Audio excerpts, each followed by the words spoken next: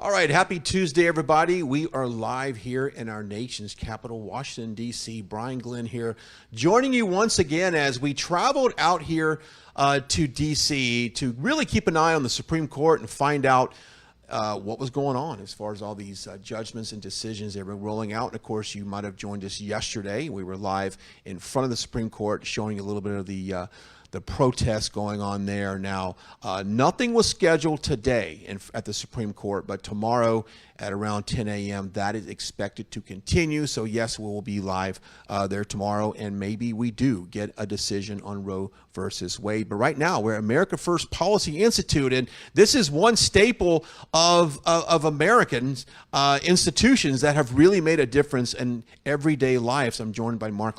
He is a Chief Communications Officer, Special Assistant to the President, Press Secretary to Vice President Mike Pence. We're here, and thanks for having us here. And you got a beautiful office, great staff. But let's kind of go a little bit behind the scenes and tell us how this all was created and what its purpose. Yeah, thanks, Brian. I mean, it's great to have you guys out here. So this is basically what happened in the days and months after the election, when it was obviously clear that the administration was not going to continue. And you had our president and CEO, Brooke Rollins, who is the director of the Domestic Policy Council at the White House, and Larry Kudlow, National Economic Advisor, and Linda McMahon, the small business administrator, head of the Small Business Administration, basically look at each other and say, when these administrations leave, Democrats just go back into the swamp. They go back into hiding to come back out the next time around. But Republicans typically scatter to the winds. They go to other think tanks. They go into corporate America. They get out of the swamp. And then all of that intellectual capital is lost.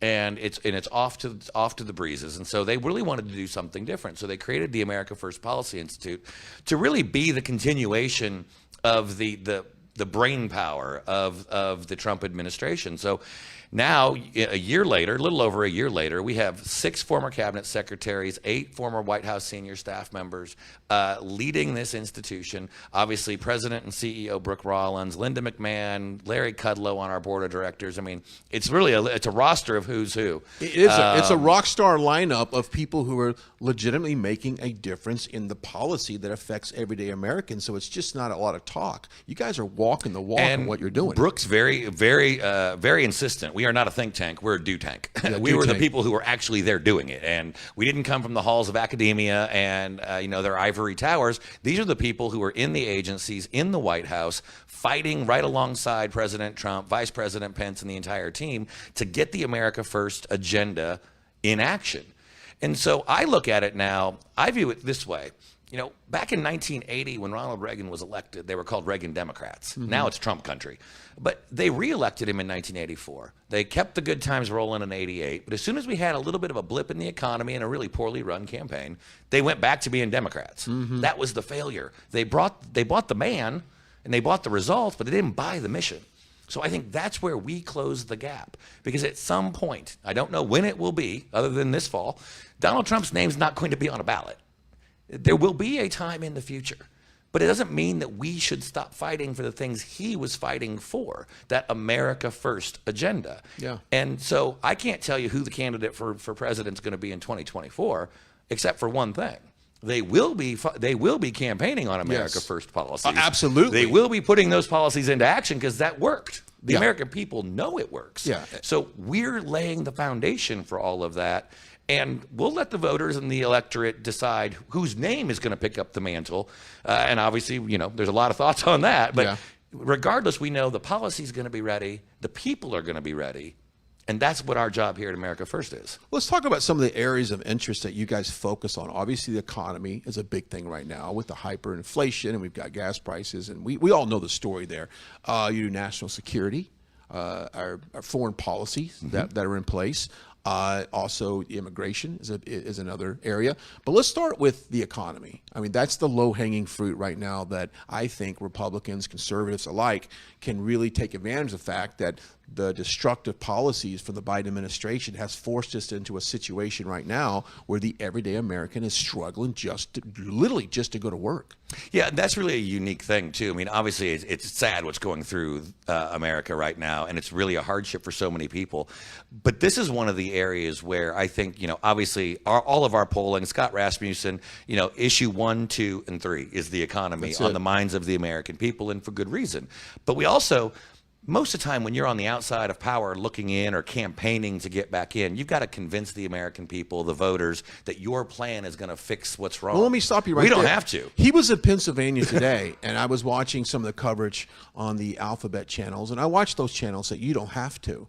But the lower thirds in Biden's message was that it's rainbows and unicorns right now in the economy. But you and I both know we live it. Now, are they that disconnected to the reality of what's really going on in Main Street America? I think they're playing off the old playbook is what I actually think is happening. For the last 30 years, I mean, since the 1990s, through most recent times, we never really had to worry about inflation. So the playbook for both political parties was more geared toward the unemployment rate. We judged purely on people are working, right? Are people working? What's the stock market doing? But that's what our gauge was. Okay. We haven't been dealing with inflation since the days of Carter and the early days of Reagan. So they clearly don't know how to do it.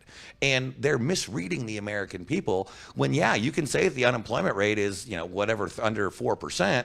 People aren't worried about losing their jobs right now. They're worried about paying the bills. Right. They're worried about wasting gas they can't afford, going to grocery stores they can't afford, looking for baby formula they can't find. And then what about this 0.75% interest rate hike that the feds are warning us about? I guess, lack of a better word. What does that do to the economy? I mean, doesn't it tighten up the money a little bit as far as home loans for mortgages and things like that? Oh, absolutely. I mean, what they're trying to do is slow the economy down. They're trying to cool off the economy because inflation is so high. So what they're going to do is basically bring on a recession, which is going to cost people their homes and their jobs. And we already have people who can't afford to retire. If you don't look at your 401k right now. No, and to your point, and it's very depressing. We came out of COVID. And God forbid if you just had a job coming out of COVID, and then you come out of COVID into this, and this is a bear market. This is a recession. I don't know. We can put lipstick on it and call it 3 different ways from Monday, but it's a recession. And these people are lucky that they made out of COVID with a job, but now wages are dropping. People are losing their jobs, or houses are, they can't manage their bills. Things are bad right now. And I just wish that the Biden administration would be straight with the American people and say, you know what? We screwed up. Well, and you've seen a couple of them do it, but not from the White House, because they're still in denial. Obviously, the president's speech today, underscored that. But you did see Janet Yellen going, I didn't anticipate inflation. Well, guess what? Larry Summers, who was Obama's economic guy, was predicting that the American Rescue Plan was going to lead to inflation. They got the warnings. We were just printing money, Mark. We were just printing money we were at Kinko's at some college campus, pumping out flowers to a frat party. We were letting them rip. And what did they not expect was going to happen? And then look at the energy prices. Joe Biden campaigned on this. I'm going to stop fossil fuels. We're going to stop drilling. Well, guess what? Here we are. Yeah. Over $5 a gallon for gas. And here's the thing that really gets, I think, the American people. They may not understand all of the intricacies, but they understand this. We've got people in Pennsylvania, Ohio, Texas, across this country that could drill for oil, actually produce it more clean and more efficiently than anywhere in the world, but this administration won't go to them and ask them to get a job and produce it. They'd rather go beg Venezuela and the Saudis and the Middle East for oil when we could be just getting it right here with American workers. Marc joining us live as we're here at the American First Policy Institute live in Washington, D.C. To your point, there are leases right off the shore of the Gulf of Mexico. There's leases in West Texas of oil that we could be pulling from the ground and from the Gulf of Mexico right now. But our president would rather go travel overseas to the Saudi nation and beg them to produce and release more oil. That is just straight up wrong. You think about how great we had it under President Trump. Energy independent. We were the sovereignty in the world as far as energy producer. But look how 15, 18 months later, how bad it's been just with those radical policies. And it also, I think it also shows us that we have to keep working harder. Yes. Because 4 years is not enough to, I mean, we saw the benefits of undoing the damage from the Obama-Biden administration, and look what we were able to accomplish in 4. Well, imagine what we could accomplish in 8. Imagine what we could accomplish in 12 years. Yeah. And I think the door is open because we don't have to convince the American people that our policies work. They remember that they worked. Yeah. They remember that gas was cheap, jobs were great, paychecks in the stock market were soaring, and we weren't worried pre-COVID. We weren't worried about the economy. We weren't worried about inflation. And now it's all fleeting, and just like that, it's gone. It's gone. So what we've got to do is not just convince the people who already believe us. We've got to go out and talk to those folks who maybe they voted for Trump the first time, maybe they voted for Biden last time, so they didn't like the Twitter feed or something like that, and go, well, you got what you asked for. Now it's time to come back for the policies, but also put people in Congress, put people in the governor's office and the state legislatures that think the same way. Because if we can get this thing going, it'll start taking off so much that we're not going to have to deal with the socialism stuff anymore. That party is going to be a permanent minority party. Yeah. And I love the genesis of America First Policy Institute of getting these patriots that are very specialized in fields of interest, and you guys are pushing that forward. So what I want to call everybody to do right now, and this is what I call, you know, people say, Brian, I want to help out. What can I do to fight the cause? I've only got 100 followers on social media, or I don't want to run for political office. But what you can do is share this broadcast and tag a friend. Find somebody in your life, your neighbor, your family, your coworker that may not have voted for President Trump back in 2020, but maybe since everything has changed a little bit, we need to get these people activated to leaning towards conservative values and conservative policies. So right now, share this broadcast, tag a friend, and that's one way you can do it, because Mark, it's all about the power of social media and spreading the message. I think that's one thing that you guys do so well, is you have your speakers, you have your content, you push it out there, and you put it out in a way that people can understand it. Well, and I think that's a lesson that we took also from the president and from the president's campaign, especially in 2020 when I was there as the director of strategic communications. You know, I told people when I would travel the country giving speeches to say, you are more important than any interview I can do, or any news release, or any tweet that I can write. You are more important, because I'm just the political guy that you see on TV, or you read their news release. But when someone hears from someone they trust, their neighbors, their friends, someone at work, at church, at school, and they're telling you that, you know what, you ought to check this out, or you ought to see what they said about this, or you ought to see why I think we need to talk to, re-elect or elect America First people. You have way more influence than anybody that you're going to see coming out of anything out of my mouth. And so that's where we've got to. President Trump was so right in understanding that we were not a campaign, we're a movement. We are. And that movement hasn't stopped. Can we talk about D.C. real quick before we toss to a break? Because we try to come here as much as possible. Obviously, this is the epicenter of everything political. But it seems to me, and we were talking off camera, the energy of the city and the patriotism is flat. I just feel low energy I just don't see it. And when President Trump was here, I felt like we were strong. The flags were flying high. Now, you did have a circus in and around the White House, and I think that's on purpose. That's a whole nother show, Mark, of why those activists showed up. But what is it like living here in Washington, D.C. right now? You know, I moved away. After the inauguration, I moved down to Florida. I got out, and I couldn't handle it. I needed to get back into the fight.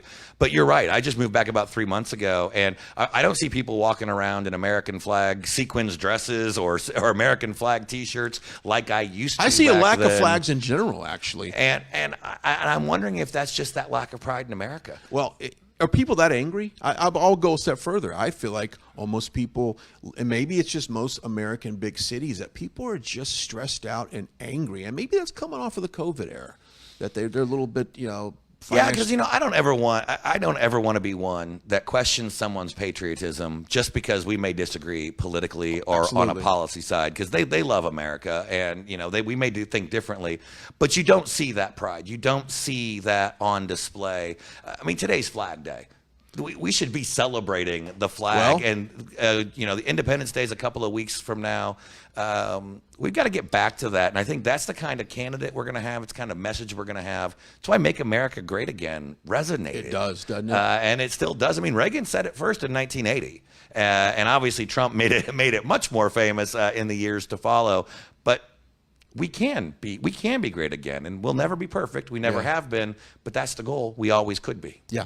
What is the best resource for you guys? A website for? I know you've got so many different areas that you guys focus on. We haven't talked about a lot of it yet, but what is the best website for that? Go to AmericaFirstPolicy.com, or you can follow us on social media. On Twitter, we're at A1, the number 1 policy.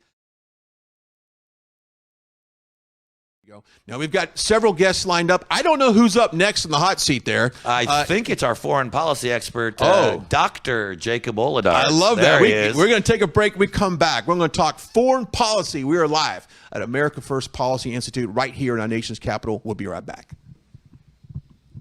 Hello, I'm Mike Lindell, and I want to give each and every one of you one last chance to get my original My Slippers. Go to mypillow.com or call the number on your screen now. Use your promo code and you'll get your very own My Slippers for only $49.98. That's $90 off and the biggest savings ever. What makes My Slippers different is my exclusive 4-layer design that you won't find in any other slippers. My Slippers' patented layers make them ultra comfortable, extremely durable, and they help reduce stress on your feet. Not only that, they come with an indoor-outdoor sole so you can wear them anytime, anywhere. I guarantee they'll be the most comfortable slippers you'll ever own. And now you can get them for the best savings ever, only $49.98. Go to mypillow.com or call the number on your screen now to get your very own My Slippers for only $49.98. That's $90 off. We have extremely low quantities, and once they're gone, they're gone. So order. We're not just any news network. We show the crowd. We show the energy. We show the enthusiasm. We interview people. We show the smiles on everyone's faces as they fill into one of these venues to support their president, to support their values, their beliefs, their flag, their country. We show all of that to you. We bring it right up to you and make it personal, as if you're with us here experiencing it for yourself. This is one of the things that we pride ourselves in doing, is showing you on the ground experience of how people are seeing it and experiencing it for themselves. Just the energy is so electric and exciting. People recognize us everywhere we go. We have to stop and take photos.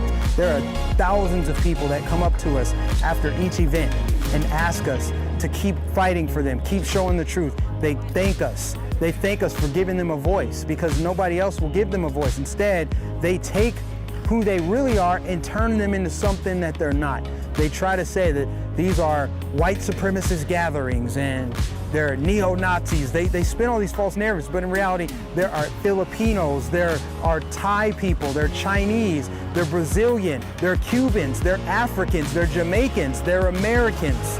There are people from all over the world, to be honest with you. Everybody supports this president. Everybody supports American ideals of liberty, truth, freedom. We can't thank you enough for supporting us at Right Side Broadcasting Network. We are almost entirely viewer supported. This isn't just our network, it's your network. This is a network for the people. This is a network that's about truth, delivering the truth, showing what's actually happening in the world from the perspective of the average person. We don't take money from big corporations. We don't take money from billionaires and big donors. We are all about the people. We're an independent media corporation. Your donations keep us, so support Right Side Broadcasting. Go to our website, go to rsbnetwork.com/donate. Send your checks to our physical address, or donate via Super Chat during our live streams. God bless you, and thank you for supporting Right Side Broadcasting Network. Okay, we're back out here live at American First Policy Institute in our nation's capital. Brian Glenn, joined by Dr. Jacob Olidort. You are in charge of foreign policy here at American First Policy Institute. And we were just talking off camera there during that commercial that there's been so many things that has fallen under this Biden administration, so many failures in terms of foreign policy. So let's go ahead and talk foreign policy now. And maybe let's first start with your role. You've been here since basically the conception. Yeah, absolutely, Brian. Thanks so much for having me on. It's a real privilege to be here with your viewership. I've been privileged to be here since the beginning. I worked on the vice president's staff before for General Kellogg. And so it's just a privilege to be able to continue serving and helping the American people understand what the issues are and what this administration is doing to really take us off course. And so we're just trying to right-size it and trying to put out the solutions that have worked last 4 years for the American people and kind of continue that forward. And obviously, as we head into the next year and the next couple of years, really make sure we're on the right track with those policies. It's interesting, Jacob, because during the campaign, I remember a lot of people saying, Joe Biden didn't have a foreign policy. Now, he's been in politics for about as long as a lot of people that are watching us have been alive.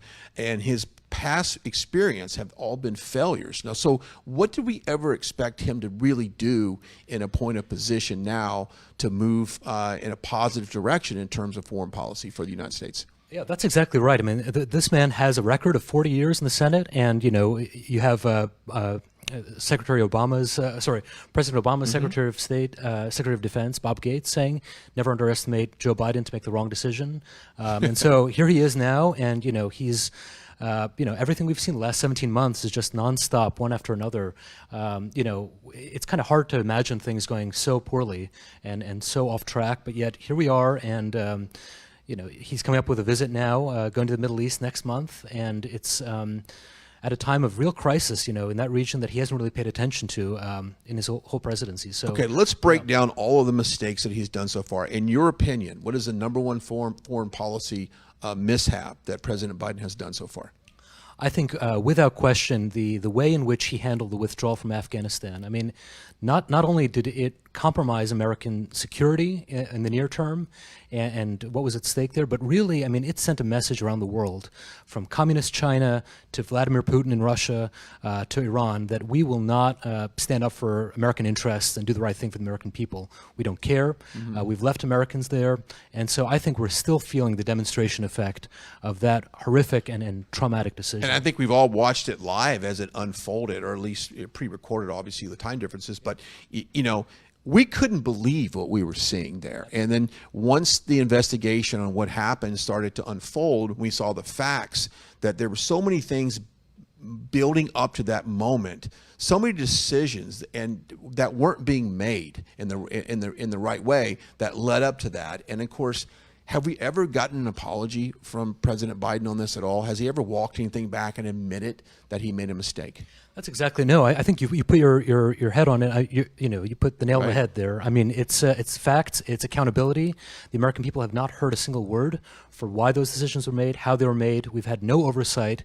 Instead, Congress is busy with who knows what. Sure. But the American people have not gotten answers for that, or for that matter, a whole bunch of other things. COVID, the WHO's accountability and responsibility. Let's talk about that for a second, because absolutely. we put that on our social media. And a lot of people did not know about the WHO and this kind of the meeting in Davos in Switzerland. There's a lot of stuff that was taking place, Doctor, that would affect us on a daily basis if a pandemic was to ever break out again. Can we talk a little bit about that and how that, I think that kind of slid under the radar from mainstream America? I think you're absolutely right. I mean, you know, the WHO, there's a reason that President Trump announced the decision to withdraw from the WHO in the summer of 2020. It's because they had been doing China's bidding throughout the pandemic. They set back our recovery, our efforts during the pandemic. And so right now, you know, there is absolutely no oversight over that. There's no understanding or, you know, asking of questions, you know, on behalf of the American people. And this is really Congress's job. I mean, the fault lies squarely with them. They should be doing hearings. They should be calling out witnesses who've had access to the intelligence, the information, talking about what is it that we know about the WHO. Again, we don't hear or see any of it. And meanwhile, how many Americans have died due to COVID and around the world. And so this is just the fact that we're not doing the work on this is and the fact that it have kind of an umbrella effect on our constitutional rights. I mean, they would be able to essentially, correct me if I'm wrong, would be able to can tell you, okay, you can't open your business, you must stay home, your schools must close, your churches may not open. That's what the WHO would have control of, if I'm not mistaken. And look, I'm in Texas. I don't think that it's going to happen in Texas. I think the American people in Texas are going to stand up and go, no, you're not controlling what I do every day. But this is all under the foreign policy umbrella, and this is just what a failure it has been for him. It is. And we haven't scratched the surface. When we talk about Russia, we talk about the Middle East and Iran, which is, I mean, I think the next threat that we're seeing, the way in which they're conceding to our adversaries. I just wrote a piece now. I call it the appease process, not the peace process, but the appease process. I got you. And it's just without any listening to our allies or helping our friends in the region, how this is going on is just hard to believe. I saw a report today, and I want you to debunk this or fact check me if it's wrong, but a report came out that there were several biolabs that were funded by the U.S. government in Ukraine to be experimental type virus labs. That a lot of those were being destroyed during the war. I can't confirm that, but I know it was conspiracy theory for a long time, and then I guess a report came out yesterday. But I haven't seen that specific report, but I do think, I mean, obviously with war, there's like the fog of war obviously affects so much is happening there that we don't have access to. Sure. But, again, there's no oversight of what America's role is in all these conflicts and engagements. And, we gave an aid package, obviously, to Ukraine, and they need that aid. But, are we giving the right equipment? Are we giving them the right support that they need? Just signing away an aid package is not going to solve this crisis. Yeah. Dr. Jacob Olidort is joining us here at America First Policy Institute as we're live in Washington, D.C., breaking down lots of topics now. Immigration, we talk about that for a second. That is essentially a foreign policy, if I'm right? Absolutely. Yeah. No, I mean, it's wide open right now. Absolutely. No, I mean, and our executive director, Chad Wolf, obviously speaks at length on this topic. I mean, it's, I think we have an open border or no border policy right now, and we just kind of, let whoever we want in. We don't know, obviously, they may have COVID, they may have other things, sure. and it's obviously, there's no oversight over this big gap. And so, and I think it's a huge issue. And it's directly tied to our national security. The fact that we have no system in place for vetting who comes across our border. And of course, your foreign policy, if it should mirror an America First agenda, right? Should make sure that whatever you're putting in place is best for America. Right. China, let's talk about China for a second. I know a lot of people, if you go back and see the rise of China in the late 90s, it almost seemed like a second or third world country. We built China. America built China to where it's at today. How do we deal with China right now, specifically on tariffs and things like that, to maybe put it a little bit more competitive for the small business and the manufacturers here in the States? Absolutely. No, I think that the news today about the tariffs, I mean, it's kind of, tail wagging the dog kind of thing. I mean, we create our own issues at home, and then we appease our adversaries to try to resolve it. And so I think what we saw with the Trump administration was a complete reversal of decades of flawed and failed policy when it comes to China. We had this assumption that by economically opening them up, we'd moderate them, and we ended up just funding their military and letting them, threaten the American people directly. And so I don't know where Biden's policy is on China right now, but I don't think it's nearly as strong as where it should be. Yeah, and of course, the oil situation right now in the Middle East, we'll see how that trip goes coming up. And of course, I think it all goes back at the end of the day about how does it affect you and I on the streets, paying the bills, raising our family, raising our kids. That all is directly tied to foreign policy, how we deal with the world on an economic stage. Absolutely. No, and America First really means, it doesn't mean isolationism. It means having the right constructive engagement in the world that helps the American people. And it means a stronger America, a stronger American military, stronger families, a safer America, and all of that is not what we're seeing today. Especially a safe America. I know, post 9/11 world, and I think that changes a little bit of everything. I think all of us can sit there and realize how the world was so different after 9/11 and how we treated and approach certain things in the world. But if people want more information on foreign policy and your role here at America First, how would they go about doing that? Absolutely. Marc might have mentioned our website, AmericaFirstPolicy.com. If you click on the Center for American Security tab on the priorities list, you'll find our research work, our papers, our op-eds, all of that out there. And so, we look forward to your support, and without it, we would not be able to be doing the important work that we're doing. One last question. If you had a magic wand right now and you could wave it over President Biden's lack of foreign policy, what would you wish he would do right now that would benefit everyday Americans? I think I would just say listen to the American people, listen to America's friends in the world, and listen to what our adversaries are saying. And if you just open up and listen, the policy would be completely different, and we would see a different world today. There is a disconnect between the elites in Washington and I call it Bubba Blue Collar on Main Street America. They are disconnected, and they feel like their voice is not being heard right now. So on that note, we appreciate your time. God bless you being here fighting for America. We are live here in Washington, D.C. at America First Policy Institute. Give us a few minutes. We'll come right back with more. Stick around. We're not just any news network. We show the crowd, we show the energy, we show the enthusiasm, we interview people, we show the smiles on everyone's faces as they fill into one of these venues to support their president, to support their values, their beliefs, their flag, their country. We show all of that to you. We bring it right up to you and make it personal, as if you're with us here experiencing it for yourself. This is one of the things that we pride ourselves in doing, is showing you on the ground experience of how people are seeing it and experiencing it for themselves. Just the energy is so electric and exciting. People recognize us everywhere we go. We have to stop and take photos. There are thousands of people that come up to us after each event and ask us to keep fighting for them, keep showing the truth. They thank us. They thank us for giving them a voice, because nobody else will give them a voice. Instead, they take who they really are and turn them into something that they're not. They try to say that these are white supremacist gatherings and they're neo-Nazis. They spin all these false narratives, but in reality, there are Filipinos, there are Thai people, they're Chinese, they're Brazilian, they're Cubans, they're Africans, they're Jamaicans, they're Americans. There are people from all over the world, to be honest with you. Everybody supports this president. Everybody supports American ideals of liberty, truth, freedom. We can't thank you enough for supporting us at Right Side Broadcasting Network. We are almost entirely viewer supported. This isn't just our network, it's your network. This is a network for the people. This is a network that's about truth, delivering the truth, showing what's actually happening in the world from the perspective of the average person. We don't take money from big corporations. We don't take money from billionaires and big donors.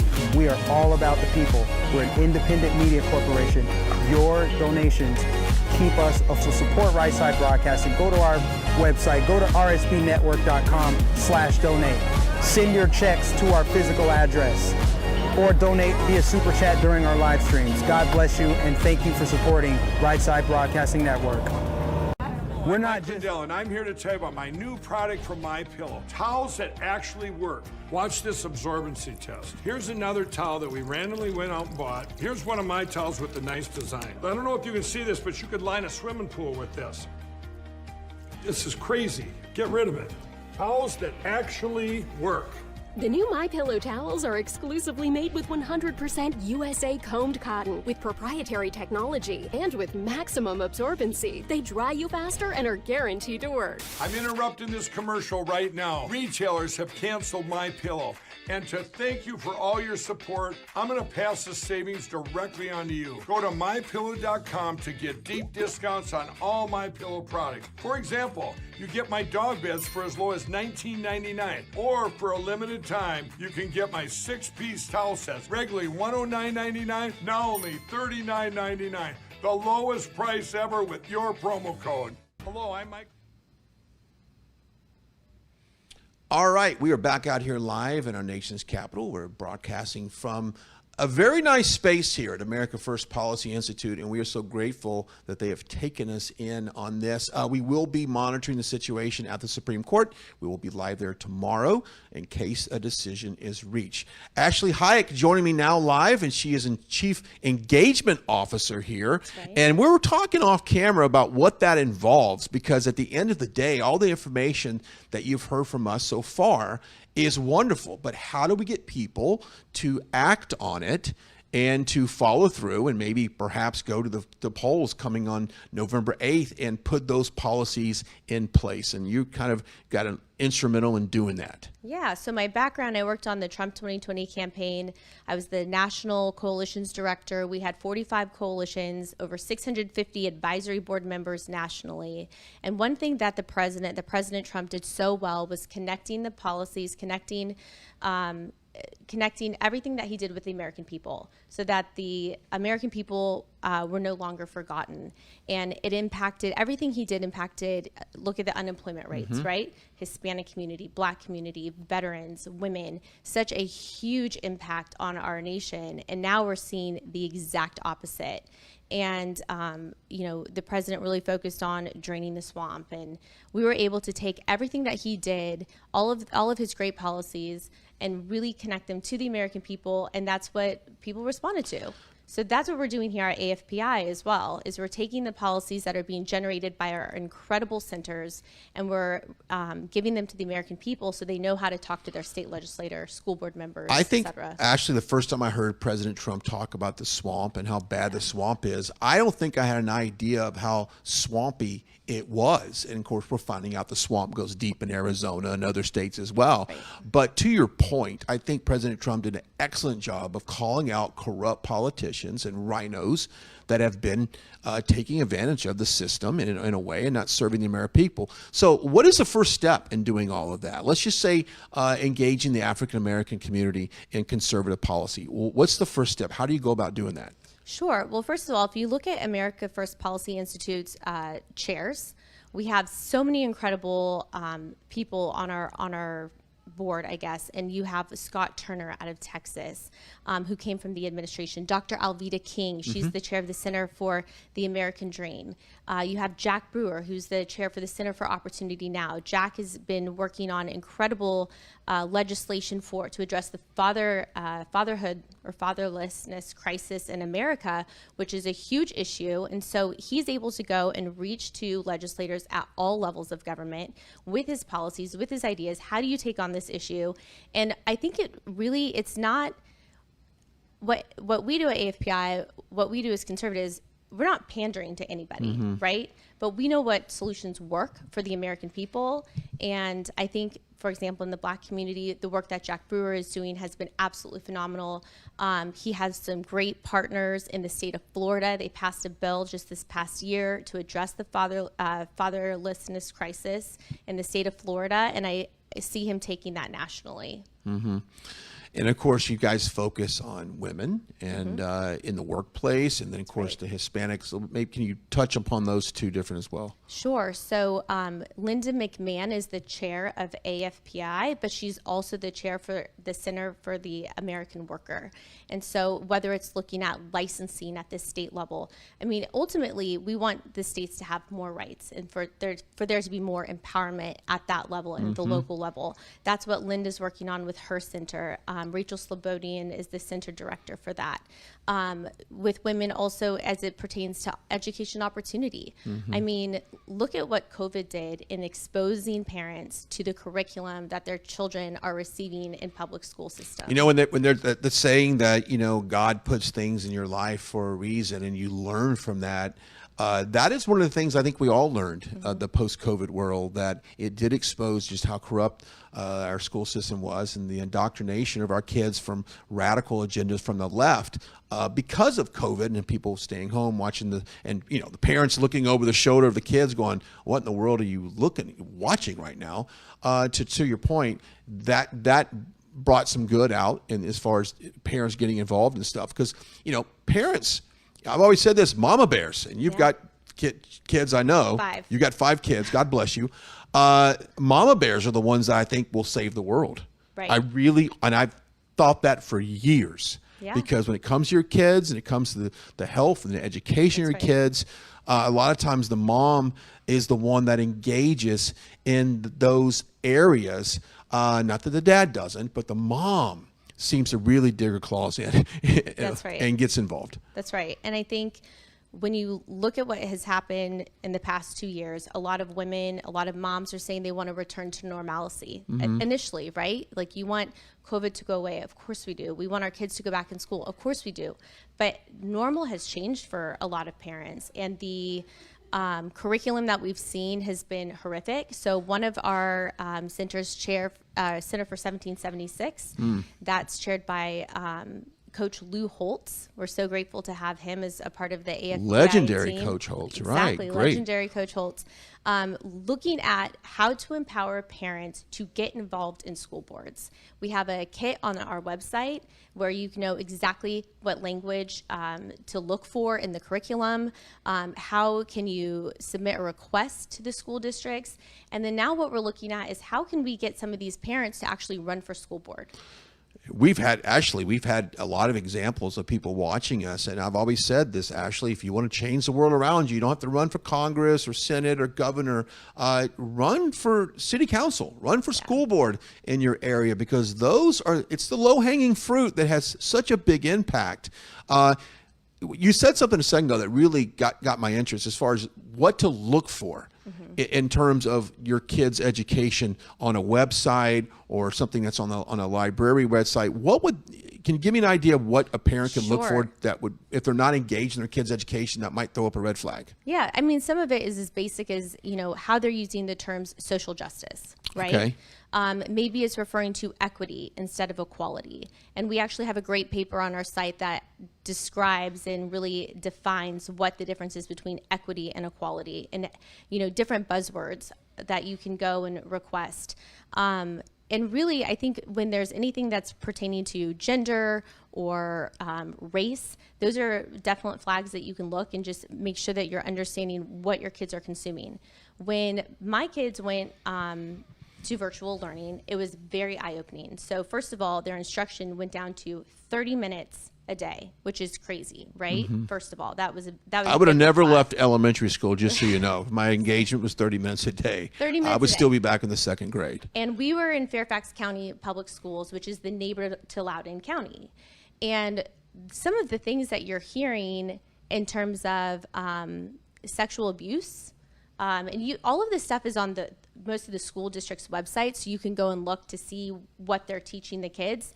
But it's so generic most of the time that when you hear about your third grader learning about sexual abuse, you have to stop and think like, well, where did that come from? And then you start pulling the thread and you see like, oh, here's a PowerPoint that we're giving to your children, but you don't know what that teacher is saying.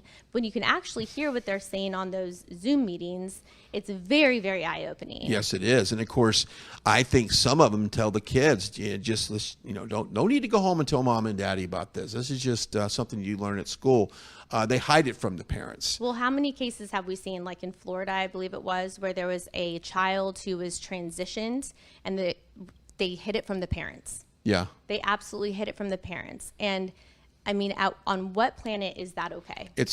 And it shouldn't fly on any planet, but especially not Mother Earth in the United States. It should not fly here at all. Right. It's crazy. Ashley Hayek joining us here at America First Policy Institute, talking about engagement. And so, one of the takeaways that we can give our viewers right now, if there's a hot button in the world, like I'm really passionate about this topic, or maybe they're really passionate about just voter integrity. I don't know, right, to get involved with that, because that's obviously a big hot topic. I know that with our viewers, we run stats. Voter integrity and election integrity is the number one thing with us right now. Yeah. How do people, what's the first step in getting engaged? Sure. So first of all, our chair for the Center for Election Integrity is Ken Blackwell, former Secretary of State for the state of Ohio. He's phenomenal. Hogan Gidley is our director for that center. He was also a big part of the Trump campaign and the Trump White House. If you go to the website, there's an interactive map, and it shows your state. And when you look at that map, you can see exactly how well your state does. If you are red, and it doesn't mean you're a red state, it means that you have some major problems with your election laws. So the first thing you can do is look to see, is your state offering voter identification? Is your state involved, or what are the different curriculum that your state has, and what is it missing? And then contact your local legislator and say, why doesn't our state do this? And see if you can take action from there. There's a toolkit on the website. There's some great statistics on the website. It'll show you exactly what the laws are for your state. The other thing you can think about too is, can I be a poll watcher? It's pretty simple. We're really fortunate. We have 8 regional policy directors for our Center for Election Integrity. And if you go to the website and you sign up, and this is an issue that you're really passionate about, they can get you plugged into your area. Don't you think the 2020 election just absolutely opened the eyes of so many Americans of saying, you know what? I've got some time on my hand. I think I'll be a poll watcher. I think I'll, sign up and get the training for that, because people want to get engaged, and they want to they want to make sure that their elections are trustworthy and they're transparent. And a lot of Americans don't feel like they are right now, and maybe that's why the voter turnout last week in California was historically low, because I think people might have given up. Well, 2 points on that. Number one, I think that people had the same level statistically of distrust in the election system when Hillary Clinton was elected when Hillary Clinton lost, when President Trump was elected in 2016, as they did in 2020. So this distrust in elections has, been a problem for a long time. But now I think, especially everything that happened this last election cycle, it's very much put a big magnifying glass on it, and we have to do something to fix it. Your point about California is interesting, though. What a mess. Yeah. I mean, I have to imagine that there's a couple really great things that happened in California. Number one, the district attorney in San Francisco gone, right? Got him out. Exactly. So that's a big win. The second thing is in LA, the Republican turned Democrat turned Republican, whatever he is, who cares? He's better than who's already there. And Correct. He actually has some decent values, and wants to take on the homeless issue that's plaguing California, when so many folks from the left have completely abandoned that city and put horrible policies in place. I mean, that's another win. But overall, California, I mean, talk about being a victim of some of the worst radical policies that we've seen in forever.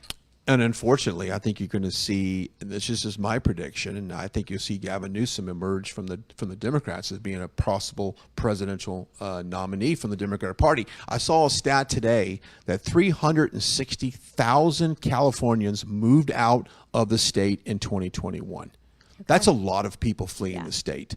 And it's sad, because it is such a beautiful state. Yes. And I think at one point it was the 5th largest economy in the world, with all of the Silicon Valley and the things that are produced there. So California is it's a great economic state, but the policies that are in place, it's horrendous. And if I'm not mistaken, the average house in California is about $728,000, which only about 24% of the population in California could qualify to buy the average price of a house. So California has the largest income discrepancy than any state in the country. Yes. So I'm a California native, born and raised. My whole family's still in California. I left California in 2019. I miss it. But when I talk to a lot of my friends who are still there, I will tell you one of the biggest issues I hear about in California, especially in the areas with the high lockdowns, their children have major mental health issues because of not being able to go to school for over 2 years. Yeah. And they held out for a long time. Those of you who don't know that, New York and California both were one of the last ones to send their kids back to school. That's right. And they're having to face the consequences of that. Businesses are facing the consequences of it. Major homeless problem in California. And it's incredibly sad. And you wonder how the state can sustain that. And the last thing you want are those folks to take those policies to somewhere like Arizona or Texas or even Florida. Yeah, I'm going to stand at the border there in El Paso with a sign that says "Turn around" if you voted for Gavin Newsom in the last election, because I don't want you in the state of Texas either. Great stuff. So a best resource. I know people want to get engaged. They want to make sure these policies that we've talked about over the last 45 minutes or so gets put in action, and you can do it. You at home right now watching us can get engaged and make sure that your neighbors, your friends, your coworkers are doing what they need to do to make this country absolutely the best country that it's intended to be. And that's exactly what your goal is here. But how do people do that? 2 things. Number one, sign up on the AmericaFirstPolicy.com website. There's tons of resources there. Also, America First Policy Institute has a C4 advocacy or action arm. It's America First Works. Let's talk real quickly. We can talk about that. No, we haven't got to that yet, but go ahead. So America First Works is the sister organization to AFPI.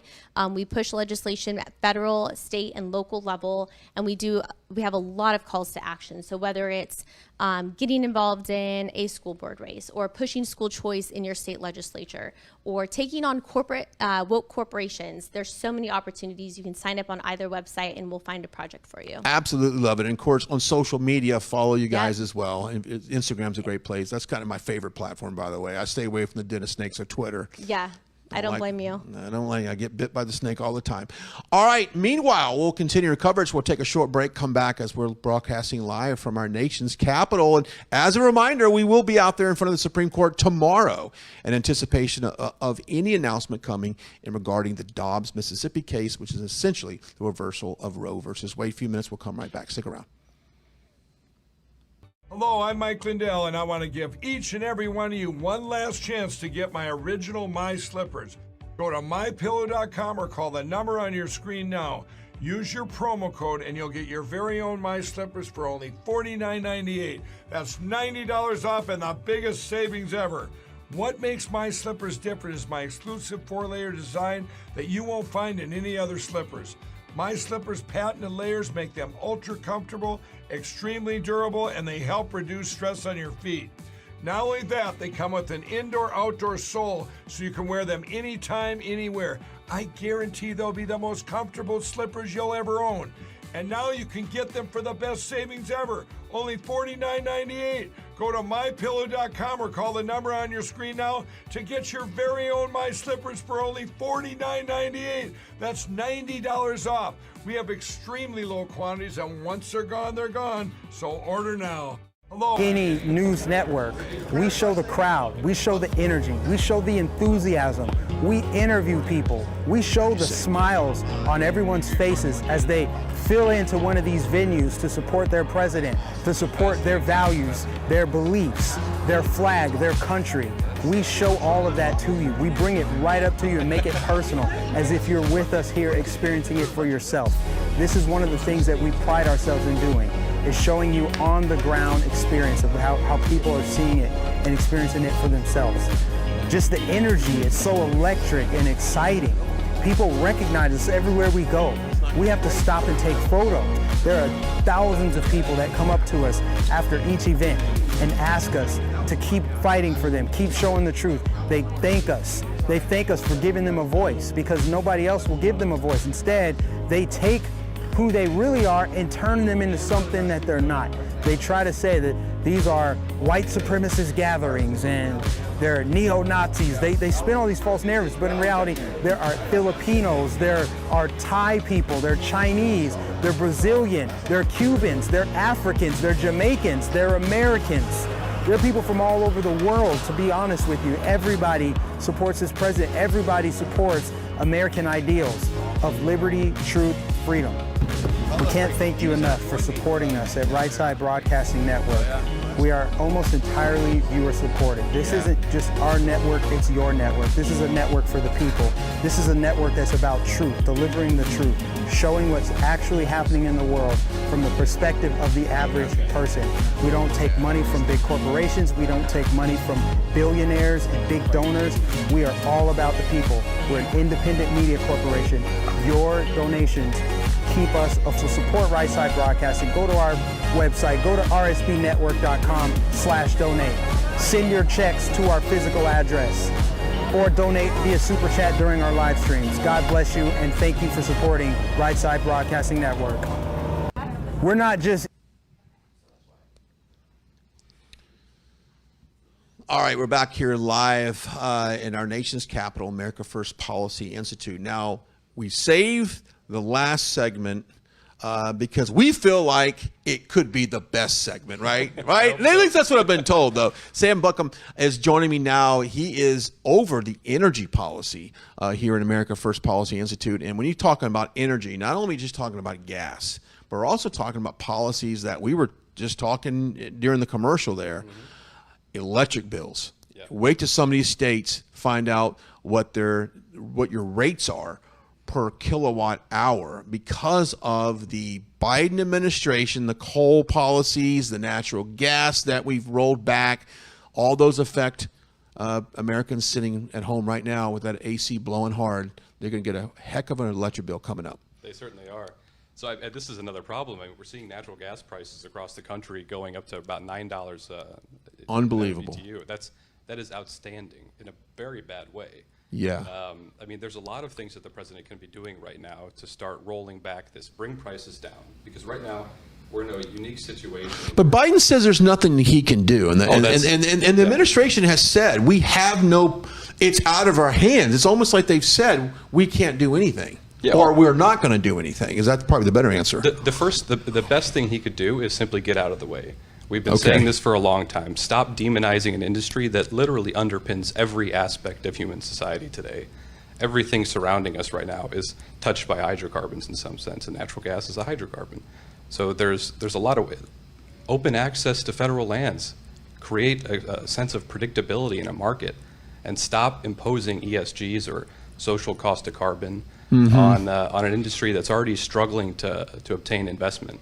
Those are real quick decisions he could do, and we'd see dividends paid very quickly. I did see a headline yesterday that people who wanted to go, I call them wildcatters, if you will, people that want to go out and drill in West Texas, they're having a hard time securing funding to do that right now because of the policies that are in place. It's not allowing them to do that. So the million-dollar question right now is, what could he do right now? What could President Biden do right now to start easing off some of these high prices at the pump?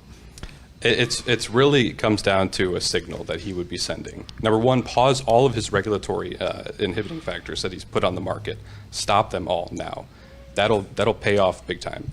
Beyond that, you just need to signal. Tell the industry that we're here to support. We know you've been struggling trying to recover from the pandemic, which was a massive demand reduction. That collapses a lot of industry, especially for the independents and the wildcatters. Create that predictability and allow them to go in and develop these resources with the backing and full support of the U.S. government. Do you remember when oil was a negative territory? They were actually paying you to basically keep the oil. Do you remember that time in our nation's history? How did we get from having absolutely an abundance of oil, and gas was what, $1.89 when President Trump left office, to what it is today? 501 national average or whatever it is, might have been up by the time this broadcast started. It might have went up another 15 cents. How did we get to that point? I mean, people in West Texas, the guys that have been fracking, the guys, the wildcatters, if you will. How did we get to that point? Well, first of all, I remember that day very clearly. We were sitting in the Eisenhower building when we were on the National Economic Council, and we're on the folks with these storage facilities, and they're literally having to give this stuff away. And that's terrifying for an industry that is capped by storage and that requires that much cost intensive on the front end. If you're not able to recover, you're devastated. But the biggest thing of how we got here is you just simply have an administration that is so wed to this idea of a green future that frankly is a fallacy and does not exist, at least in the next decades. They're so wed to this concept that they disregard what oil and gas actually does, and coal for baseload power, for reliability and resiliency. And we're seeing this time and time again. Prices, brownouts, blackouts, all of this. Can we talk about renewable energy real quick? Because you hear President Trump during his speeches at his rally will talk about the windmills and the birds is killing the birds, and a lot of time we kind of laugh at it in a way and think that's kind of, but you read the stats and they're literally, I mean, I had somebody ask me the other day, take a guess at how many birds one of these windmills kills over a year, and I was like, I don't know, a dozen. He was like, it's thousands. But where are we at with wind and renewable energy, like solar and wind? Like, what's the percentage that we use today? Do we have those stats as far as cities or America? I mean, so the last time we checked, and this is according to the Energy Information Administration, the independent body of the U.S. government, the solar, for instance, I have that one offhand. That's 2.8%. So that's it, right? In 2021, that's how much electricity was produced from solar power. Okay, so less than 3%. Yeah, exactly. So we're at a very small percentage. Wind is higher. I think it may be around 6%. Wind is higher, but where we're at with renewable deployment is they are good at stepping in when needed, but they're not something at all, very far from it, that we can rely on. That's a good point. So they're good when something goes down to keep us going, but not necessarily something that we should rely on constantly to keep us going. That's a great point. And also, I would think the cost. You know, we see the elite in Washington laugh at us, and I forgot the congresswoman the other day that said that she had no problem driving from Michigan down to D.C. on her electric vehicle, and she just waved by the gas stations she went by because she didn't need to stop. But, you know, you and I both know the average American watching us right now can go out and plop down $50,000+ for an electric vehicle. Just not a reality at this point. No, not at all. And that just shows the disconnect for the Biden administration and what the average American is seeing. Yes, in an ideal world, it'd be fantastic if we could all drive by and wave by gas stations. Sure. Unfortunately, that's not the reality now, and it won't be for years and years and years to come. And to say that is just, it's disrespectful, I think. I think it is too. I think it shows once again the disconnect between, you know, Pennsylvania Avenue and Main Street America. There's just a total disconnect on that. You talked about earlier brownouts. Now I live in Texas, and I remember about 2 summers ago it was super hot. The power grid that we had in Texas went out, and we had brownouts. We have several times where the power would dip out for a couple of minutes, come back on. They would say, "Hey, don't keep your AC below 78." And many of you right now are like, "Are you kidding me? I can't sleep unless it's on 68. I can't go to bed at night." And they want me to do it on 78. Like, this is 2022. Like, we should not have to, you know, adjust our thermostats to 81 degrees during the day so we can get by, so we don't trip a breaker somewhere. But let's talk about electric bills and things right now. What are you hearing as far as your circle of maybe states that should really, if you live in one of these states, maybe you should keep your kind of your eyes and ears open, that could potentially be a problem as we move into some of the summer, some of the hottest days this year? Yeah, I think the American Southwest, generally speaking, is going to be an area that's a severe problem. California, we've all seen the devastating policies they put in place, closing down baseload power like natural gas just because it doesn't fit their green agenda. Texas, fortunately, has, I think they've done a fairly good job so far, especially with the population influx coming from California. Good point, because we're taking on more people. But they're still facing significant challenges, and that is, again, it circles back to you're forcibly integrating massive amounts of variable power, and you're forcing a lot of pressure on baseload capacity like coal or natural gas or nuclear to meet that, but then also expecting them, you should shut down or don't produce as much because we've got the wind coming now, but we might have to slam the door shut on you later. Yeah. I don't know if this is one last thing is water. I mean, where does water fit now? I know there's kind of a struggle for water in the desert Southwest. Yeah. You know, Arizona claims that California steals their water and Nevada steals their water. It's like you've got this tug of war in water. It's almost like water is the next oil in certain parts of the country. Do you have any? Is there anything that you can share some insight on that? I've got opinions on this one. Yeah. So coming from a state like Ohio, I grew up on Lake Erie, so I'm familiar with the times when California, the American Southwest, would try to approach us and strike up deals to take our water. We clearly and flatly rejected that, thankfully. But when you talk about the American Southwest, you have ample capacity if they got the regulations out of the way to install reliable power that then you can attach desalination to. So California in particular, if they put technology that's constantly being innovated, like small modular reactors, out there, which are very safe and proven so, and attach that to a desalination plant, you have a massive amount of fresh water availability, and they can be a resource for surrounding states. Yeah, I just can't believe, you know, we talk about, you know, struggling to meet the needs of our country in terms of energy. I just can't believe it. We have the greatest nation in the world. We have the greatest president that you and I have ever seen in our lifetime, and we get to a point now where there's states that are starting to put out brownout notices. We got gasoline at $5 a gallon. We got unemployment. I mean, we can go crisis after crisis after crisis. I just cannot believe we're talking about this right now. It's very unfortunate. It is very unfortunate. If people want more information on the energy policies and some of the things that you're writing about right now, best place for that, and what can they look forward to with some articles maybe you might have coming up in the future? Absolutely. So go to AmericaFirstPolicy.com. And in terms of the future, what we're looking at is examining the implications of Biden's policies. So this green agenda, what does that mean for Americans? Well, it doesn't mean energy independence. Well, Biden said today, and this is exact words, and I'm kind of paraphrasing, I guess, in a second. When I hear green energy, I hear jobs. Yeah. He's trying to attach jobs to the Green New Deal and being green energy. Now, you and I both know that maybe that there is some jobs created, but then how many jobs do we lose to get to the Green New Deal? That's right. And you're essentially fudging the numbers. The Bureau of Labor Statistics. Biden fudging the numbers? Is that possible? I don't think he would do that. Yeah. Wonderful. Well, it's been a great speaking with you and about energy. Like I said, it affects everything. You said everything that in this building and you're watching us right now is affected by the energy crisis that's going on in this country. So definitely get involved with that. We're going to take another quick break. We come back. We're going to wrap all this. We're going to put a red bow around it with Marc, who's just standing by. We'll kind of summarize what we've been talking about today. And as a reminder, we are here in D.C. and we are keeping an eye on the Supreme Court in terms of the Roe versus Wade situation. And we want to encourage everyone to share this broadcast, tag a friend. We've talked about a lot of different subjects on today's broadcast, so make sure that you just push it out. Also, go to our website and sign up for our newsletter. RSBNetwork.com.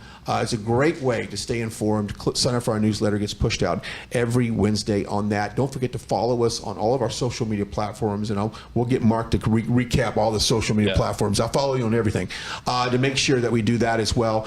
Plus, sign up and rather download our app. If you don't have our app, go to your Android, your Apple Store. It's absolutely free. Download it on your phone. It's the best way to stay involved in what we do. We'll push out notifications when we go live. We want everyone to know, hey, we're in D.C. and we're live. A few minutes, we'll come right back and wrap it up from the America First Policy Institute in our nation's capital. We'll be right back. Any news network, we show the crowd, we show the energy, we show the enthusiasm, we interview people, we show the smiles on everyone's faces as they fill into one of these venues to support their president, to support their values, their beliefs, their flag, their country. We show all of that to you. We bring it right up to you and make it personal, as if you're with us here experiencing it for yourself. This is one of the things that we pride ourselves in doing, is showing you on the ground experience of how people are seeing it and experiencing it for themselves. Just the energy, it's so electric and exciting. People recognize us everywhere we go. We have to stop and take photos.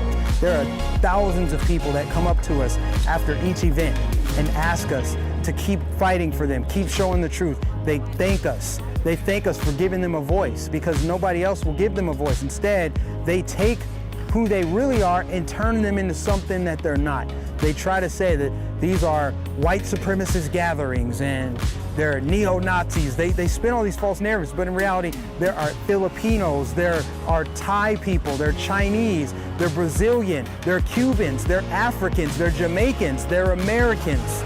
There are people from all over the world, to be honest with you. Everybody supports this president. Everybody supports American ideals of liberty, truth, freedom. We can't thank you enough for supporting us at Right Side Broadcasting Network. We are almost entirely viewer supported. This isn't just our network, it's your network. This is a network for the people.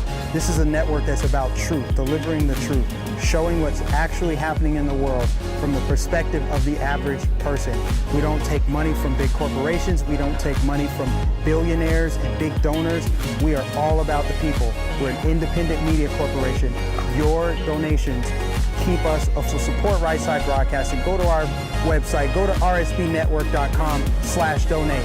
Send your checks to our physical address or donate via Super Chat during our live streams. God bless you, and thank you for supporting Right Side Broadcasting Network. We're not just...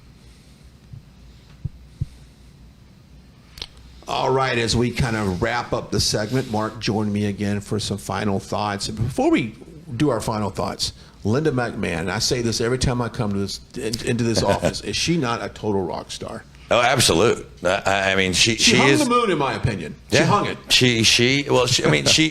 She and Brooke Rollins created this, and it was their vision that, as we talked about earlier. And so we need to get you back. And I'll get Linda down here, you know, and we'll get Brooke, because obviously, you know, this is, I mean, it's such. We were watching in some of the other segments. I mean, the number of people that were watching the live stream of all these, and these are some policy folks. You know, these aren't the normal TV stars you see out there. Yeah. They were talking policy, you know, and the comments. I mean, it's such an engaging audience, and you just know that there's such fans of the president, all wishing him happy birthday today. Yeah, which, by the way, let's, you know, we should do happy birthday to the greatest president. It's funny about our base, real quick, and we can talk about that. We have several platforms that we stream on, Mark, and of course we got the YouTube, we got the Rumble, Facebook, Twitter, Instagram that we don't stream from, Getter, our app.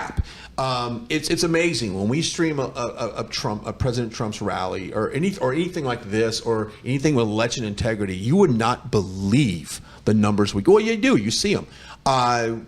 You can show up in Arizona on a Tuesday afternoon and talk about election integrity and have 300,000 people watching you on YouTube. Wow. Unbelievable.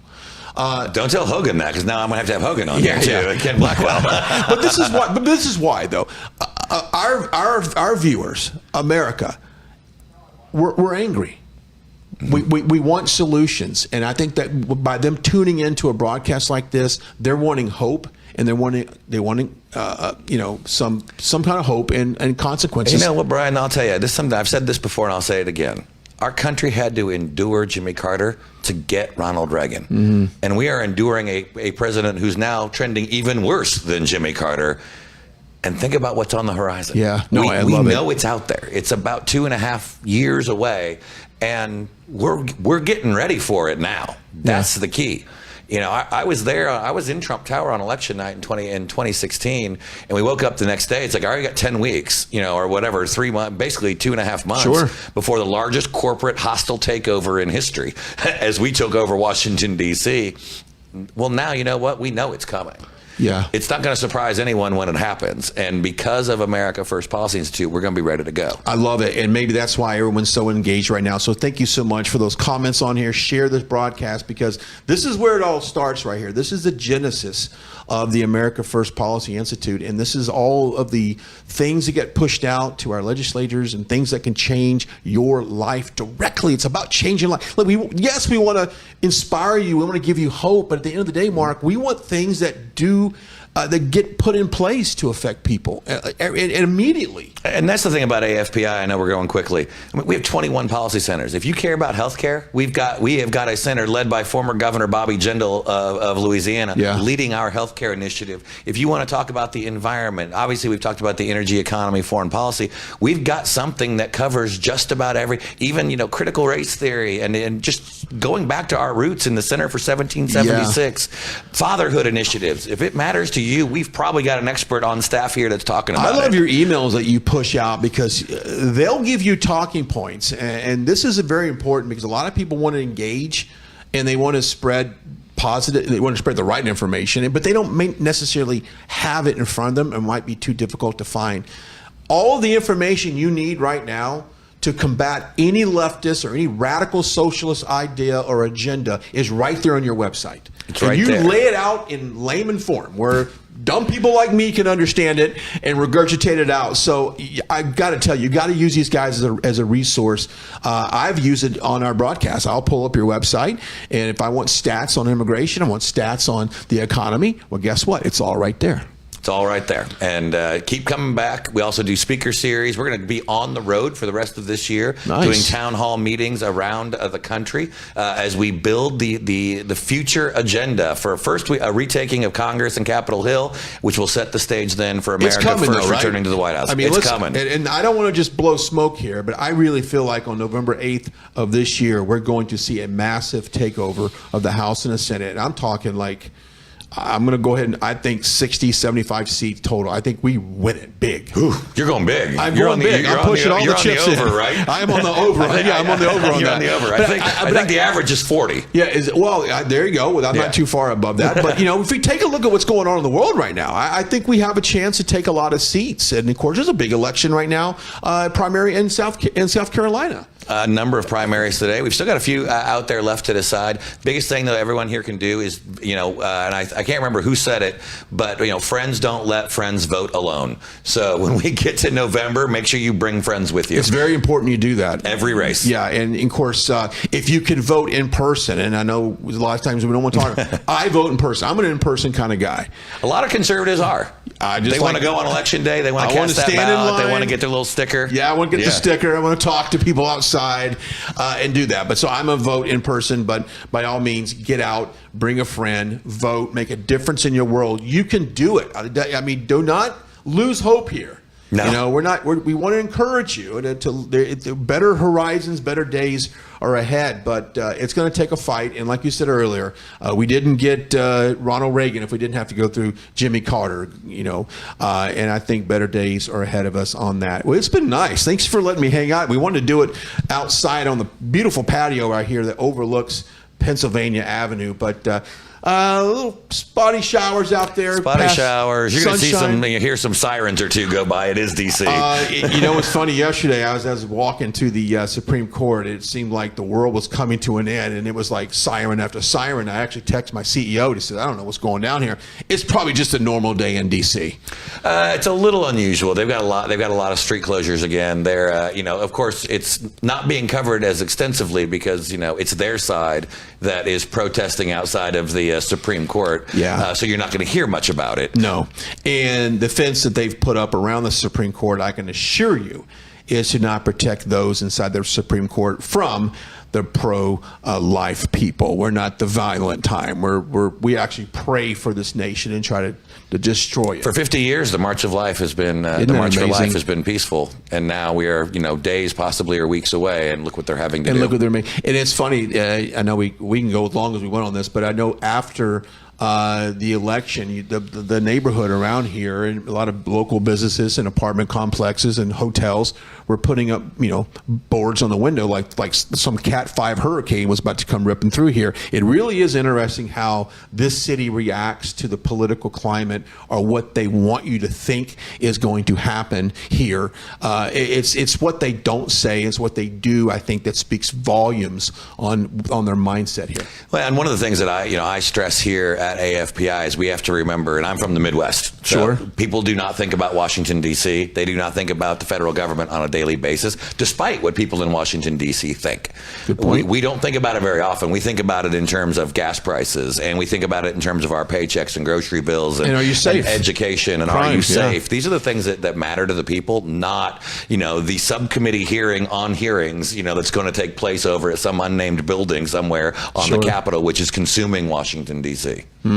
Interesting. Well, I don't see how you work here and you live here, but we're glad you do it because we need people like you. And of course, get involved, follow them on social media, go to the website, get all the resources, and of course, follow us on social media as well, across the board on Facebook, Twitter, Instagram, Getter, Truth Social. I think I pretty much got them all at this point. Yeah. I heard that we were banned from some website yesterday I've never even heard of. So apparently we're making, if someone gets mad at you, means you're over the target. Yeah, I'm used to it. It means you're used to it, right? I think I'm used to it too. Yeah. You should see the way, what's interesting. Don't read the comments. The way that we were treated, I was treated yesterday by some of the protesters out there in front of the Supreme Court. I'm an old man. I can take some criticism. I can take all that. It takes a lot of patience, but I can do it. But as conservatives, we have got to prepare ourselves as we move closer to the election that it's going to be tough. We're going to get through some rough days. We are. And, I think the thing we've got to remember, too, is that, elections are always polar opposites. Yeah. It's always one side versus the other, generally speaking. But what we've got to get back to realizing is that we can disagree and still be agreeable, and that we're all still Americans. And I think once we get back to that point, just because I disagree with you doesn't mean I don't like you. We didn't talk about tech censorship, and I know that we can always come back and do that another time, but I know that we were at Trump National there in Bedminster, New Jersey, with Brooke Rollins and the team as they were kind of laying out the groundwork for the big tech lawsuit that President Trump filed. But big tech's a big deal, so the censorship's a big deal. So make sure that you follow and share. It's very important that we do that. Because, absolutely, and we're still fighting that case. Yeah. We're still obviously going through that process, and it's working its way through the court system. And there will be some legal decisions coming in soon, and they're not unexpected. I think we know how this is going to progress. We're ready for it. So just know that the fight is still being had, even though the headlines may not always reflect that. Yeah. The real fight, the real work is actually long planned out, and we know how this is going to go. Yeah, so moving forward. All right. Well, that wraps it up here. Thank you so much. I'd like to maybe, hang out a little bit, meet some of the staff here. Absolutely. I love spending my time here. So until then, make sure you follow us across all of our social media platforms, because we are going to be announcing tomorrow morning what our plans are looking at the Supreme Court. So stay tuned for that. Well, as I always say, until next time, goodbye. God bless from our nation's capital. We'll see you later.